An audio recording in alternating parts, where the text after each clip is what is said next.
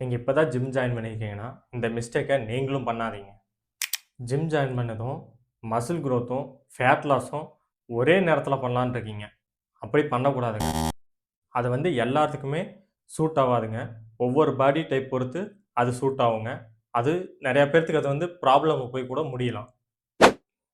நீங்க லீனா இருந்தா first muscle பில்டிங்கில focus பண்ணுங்க.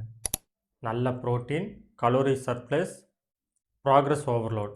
இதுதான் உங்களோட பிரையாரிட்டி ஃபர்ஸ்ட். உங்களுக்கு பாடி ஃபேட் அதிகமா இருந்தா, ஃபர்ஸ்ட்டு ஃபேட் லாஸ்ல ஃபோக்கஸ் பண்ணுங்க.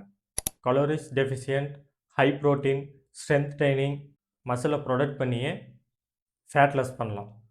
நீங்க பிகினர்ங்கிறனால உங்களுக்கு ஃபர்ஸ்ட்டு ஒரு 3 மந்த்துக்குள்ள உங்களுக்கு ரிசல்ட் தெரியறதுக்கான வாய்ப்பு இருக்கு. மசில் கெய்னிங்க்கு, ஃபேட் லாஸும் கொஞ்சம் பெனிஃபிட் இருக்கும்னு நெனைக்கிறேன்.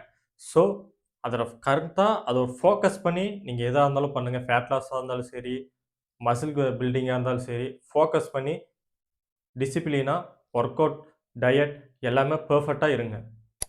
ஒரு கோலுக்கு ஃபுல் ஃபோக்கஸ் குடுத்தா தான் ஃபாஸ்டரா ப்ராக்ரஸ் ஆவும், மோட்டிவேஷனாவும், கன்சிஸ்டன்ஸியாவும் இருக்க முடியும். உங்களோட கோல் என்ன? கமெண்ட்ல சொல்லுங்க. மசில் பில்டிங்கா? இல்ல ஃபேட் லாஸா? உங்களுக்கு கண்டிப்பா யூஸ்ஃபுல்லா இருக்கும்னு நெனைக்கிறேன். நம்ம ஐடியா ஃபாலோ பண்ணிக்கங்க. இந்த மாரி ஃபிட்னஸ் கன்டென்ட் நெறைய ரிலேட்டடான வீடியோஸ் நெறைய நம்ம போடப்போறோம்.